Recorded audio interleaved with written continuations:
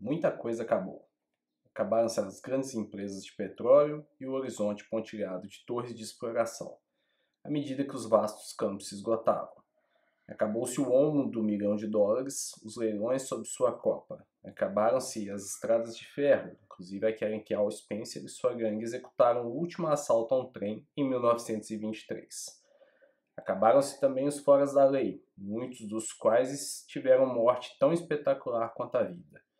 E acabaram praticamente todas as ricas cidades osages que ardiam da manhã à noite.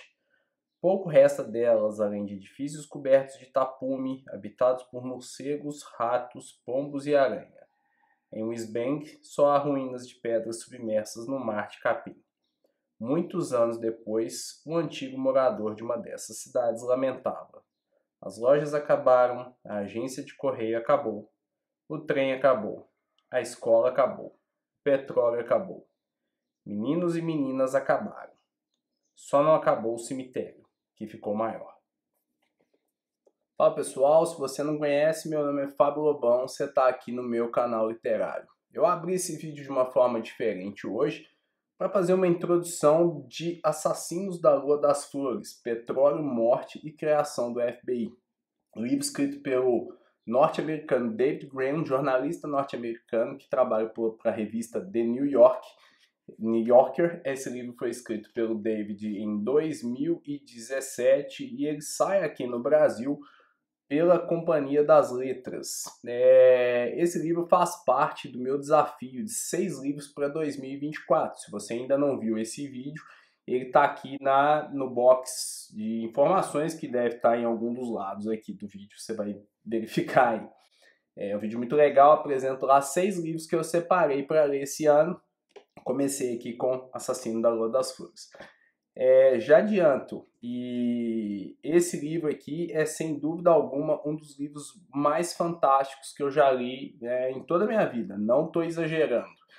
E se você quiser saber exatamente por que eu acho esse livro tão fantástico, fica aqui até o final do vídeo e sem preocupações, não vou dar spoiler, não tem spoiler, não vou estragar a experiência de leitura de ninguém.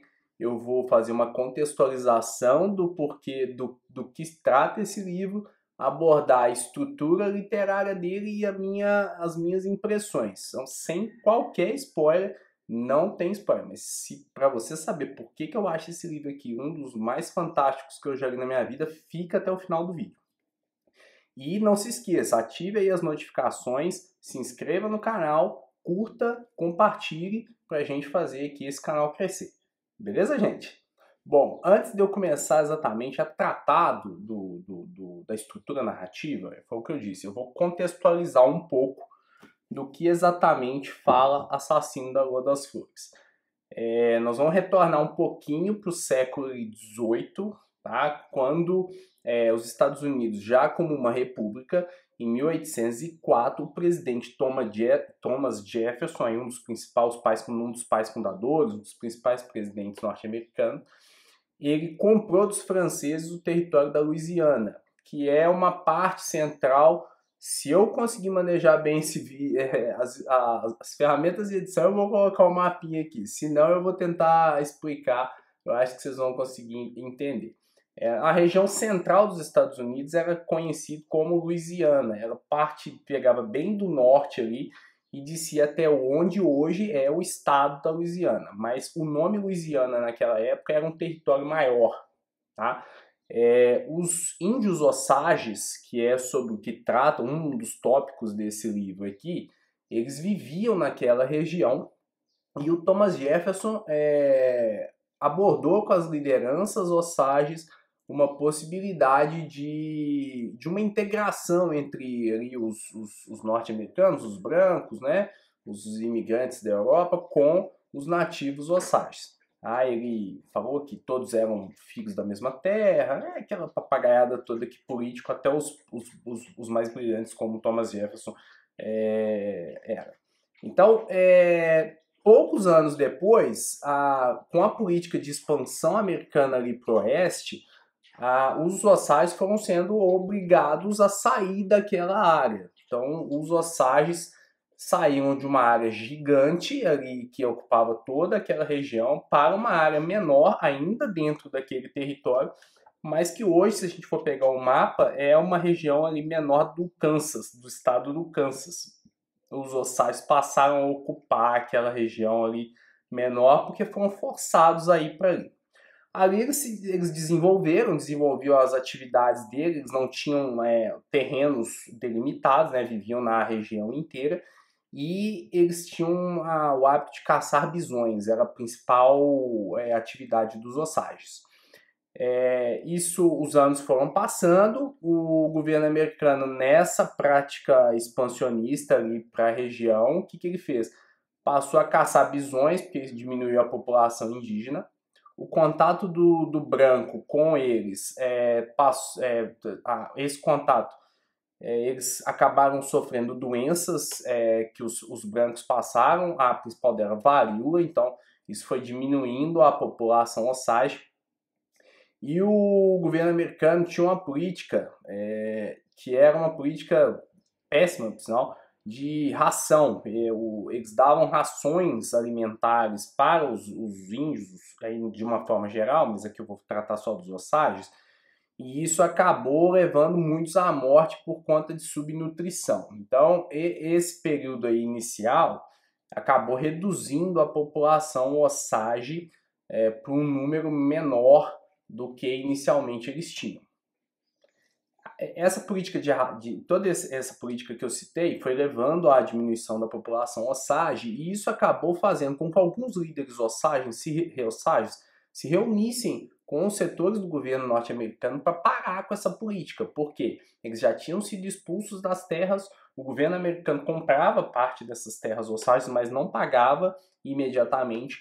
Então houve uma reunião, aí um líder, tem até uma passagem muito legal no livro, que um líder Osage ele se apresenta para um comissário do Secretariado de Políticas Indígenas, para assuntos indígenas, e ele, quando ele tira o capote, ele estava nu e vestido em roupa de guerra. É uma passagem bem interessante.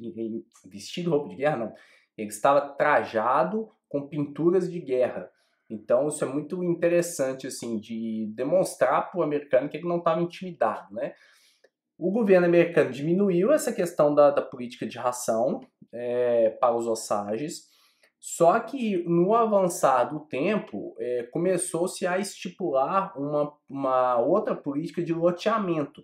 Então você tinha os Osages naquelas reservas, sem definição de área do que pertence a quem, e em 1890 começou a política de loteamento. O governo deu para os Osages terras, mas as terras que eles ocupavam, e aquilo que sobrava era distribuído para os brancos. Então era assim, isso começou a partir de 1890. E isso gerou um evento muito importante, né, nesse período aí. Os Osages ocupavam aquelas áreas, né, e teve um episódio chamado Cherokee Outlet, que era uma área da região dos índios Cherokees. O governo ele distribuiu para as pessoas e falou assim, quem chegar primeiro pega. E isso acabou por gerar uma corrida louca das pessoas para pegar as terras que o governo estava distribuindo, e isso levou à morte de índios e pessoas pisoteadas. Horrível, foi horrível. E os Osages passaram a ver que isso aconteceria com eles. E aí o que eles fizeram? Tinha uma liderança deles chamada James Bigart, que falava 7 línguas. Esse James, com a ajuda de um proeminente advogado que tinha também ascendência indígena, eles conseguiram negociar com o governo americano, aproveitando que o governo americano os devia, porque eles venderam aquelas terras anteriormente ocupadas. Eles conseguiram postergar a questão do loteamento no território que eles tinham, e a partir desse período aí de postergação, eles conseguiram um acordo com o governo americano para ocuparem uma região menor, que hoje é o estado do Oklahoma, fica tudo pertinho. E eles colocaram no acordo que eles teriam direito à exploração e o que a gente chama hoje de royalties, minério, petróleo e outras riquezas naturais que fossem encontradas sob a terra. Então, nesse processo de negociação, eles conseguiram esse acordo e eles se deslocaram para uma região que hoje é o estado do Oklahoma. Por que eles fizeram esse acordo? Porque eles já sabiam que naquele território havia petróleo.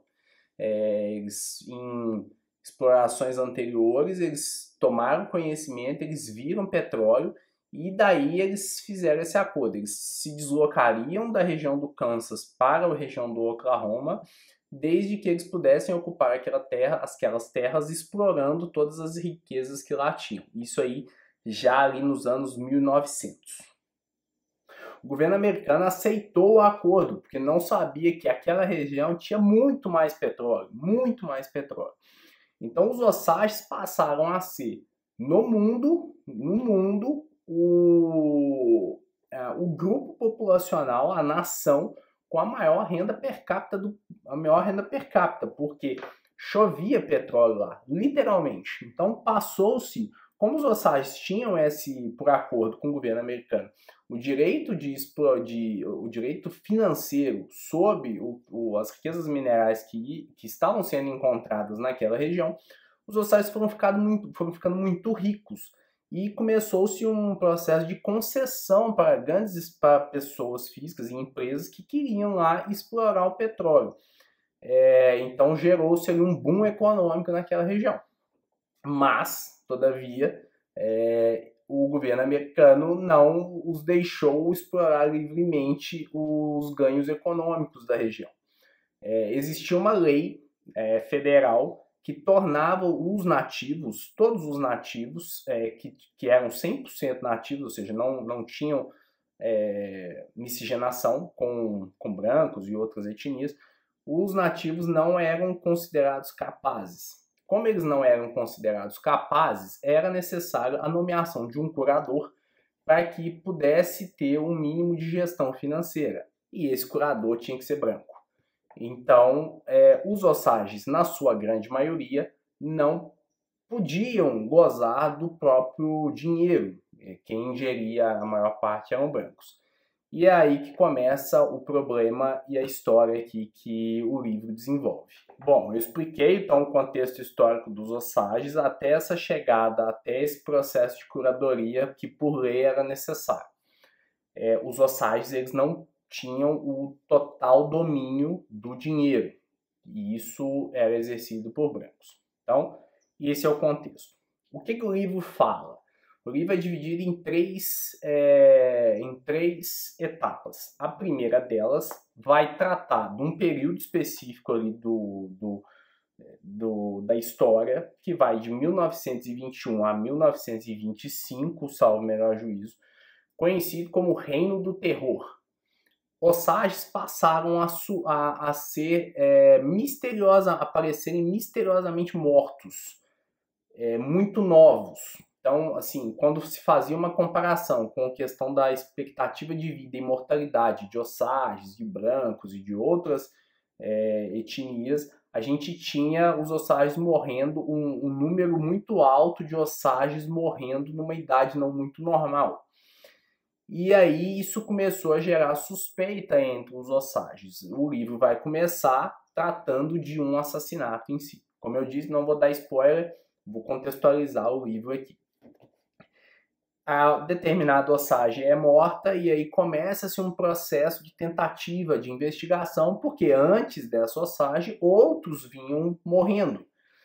E começou-se a desconfiar que tinha alguma coisa por detrás dessas mortes estranhas.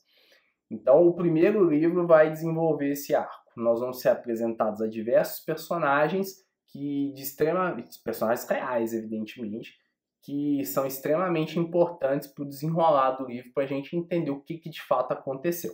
Essa é a primeira parte. A segunda parte, que para mim é uma parte extremamente interessante, é a parte do FBI. O então Bureau of Investigation, que era apenas um setor do Departamento de Justiça, é chamado para poder investigar o que estava acontecendo naquela região. E aqui nós vamos ser apresentados para duas figuras assim. Uma eu não conhecia, acabei ficando conhecendo, eu assisti ao filme, esse livro inspirou um filme aí recente do Martin Scorsese, de mesmo nome, chamado Tom White, que é um investigador extremamente importante e é quem toca a investigação a partir de certo momento e vai chegar aí nos culpados, ou não, nós vamos ver aqui lá na frente. E também a gente vai tomar um bom conhecimento de como o FBI surgiu a partir da figura principal do órgão, que foi o J. Edgar Hoover, que é uma pessoa extremamente importante aí, na história dos Estados Unidos. Ele, com mão de ferro, ele conduziu o FBI por um longo tempo.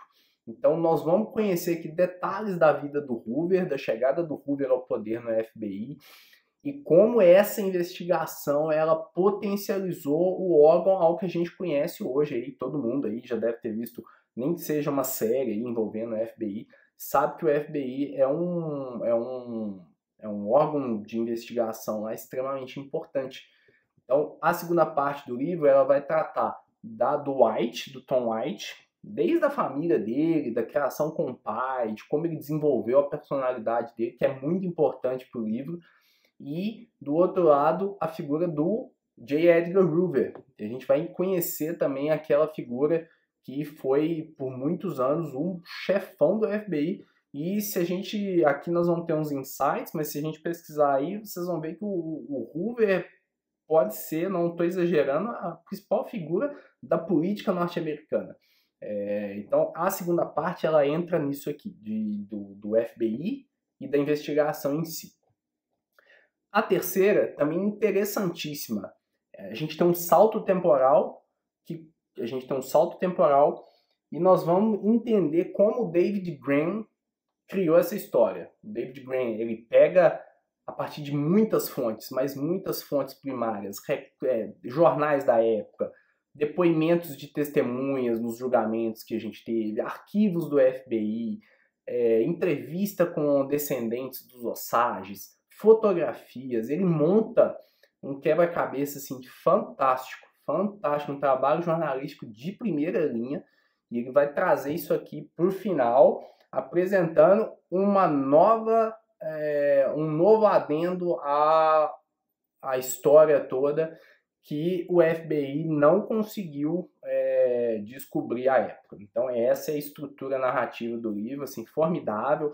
E aí ele vai intercalando, principalmente na primeira parte, ele vai intercalando aqui momentos um pouco mais à frente, ele volta um pouco no tempo, vai contextualizando. Isso é fantástico, a forma como ele monta esse quebra-cabeça e como ele estrutura o livro. E daí, como não podia ser diferente, a gente vai para aquilo que eu entendo como assim, o principal, o que faz esse livro tão importante. Primeiro, a gente tem uma ideia, às vezes, hoje menos eu acho, mas filmes americanos tornaram muito lúdica a forma como o americano conquistou o Oeste, né? Aquela figura do cowboy, aquela coisa meio sacrossanta. Também está muito relacionada a aspectos religiosos, né? Tem toda uma história por trás disso, mas não vamos entrar nessa seara aqui agora, não. A gente tem aqui um retrato que a gente também vê em Meridiano de Sangue, do Cormac McCarthy, que eu prometo que eu vou trazer essa resenha aqui, que é o processo de expansão americana ao oeste. Ela foi um processo violento, foi um processo que eu diria até que no contexto dela quase genocida mesmo.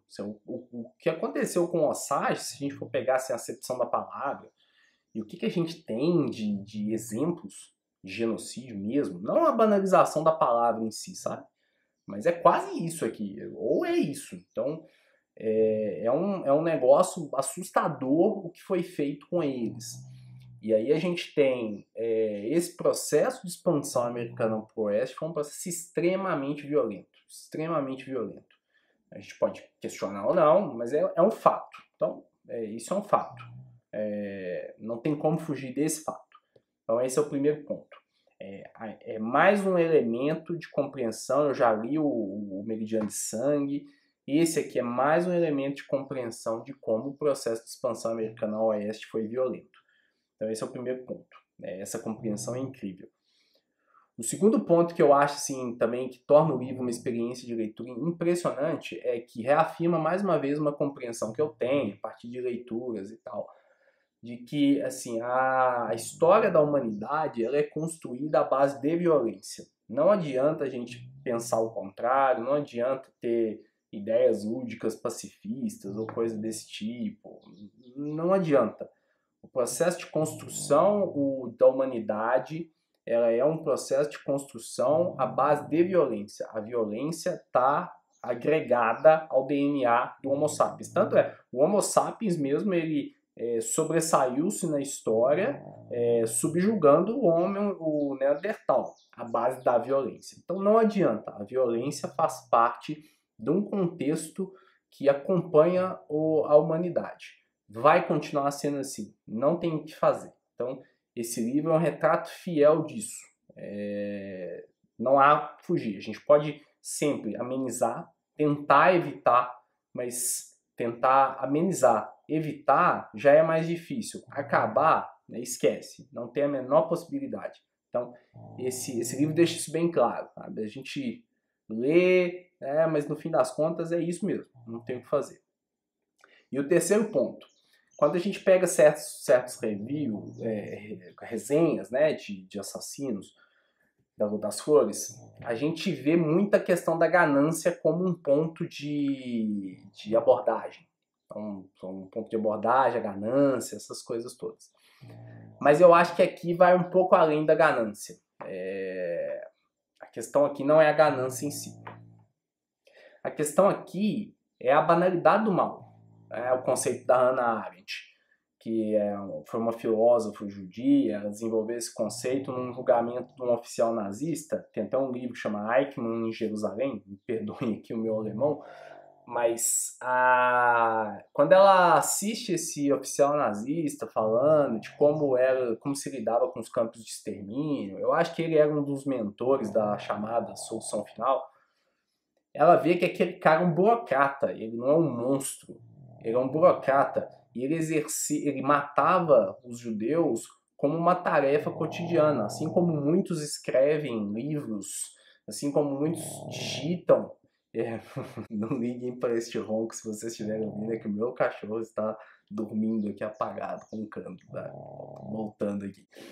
Ele fazia essa situação do extermínio dos judeus como uma tarefa cotidiana, como um trabalho.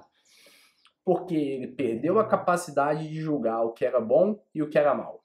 E quando se perde a capacidade de julgar o que é bom e o que é mal, a gente faz o mal como se fosse uma tarefa cotidiana. É exatamente o que a gente vê nesse livro aqui. A gente vai ver a banalidade do mal esculpida nas atitudes de vários personagens. Vários personagens. O assassinato dos Osages passou a ser algo corriqueiro, cotidiano, normal na vida de muitos, porque em algum momento eles perderam essa capacidade de julgar o que é bom e o que é mal. E passaram a tratar o mal como algo corriqueiro e bom. Daí o assassinato de forma tão banal, de forma tão corriqueira. É como se o pernilongo passasse aqui e eu batesse no pernilongo.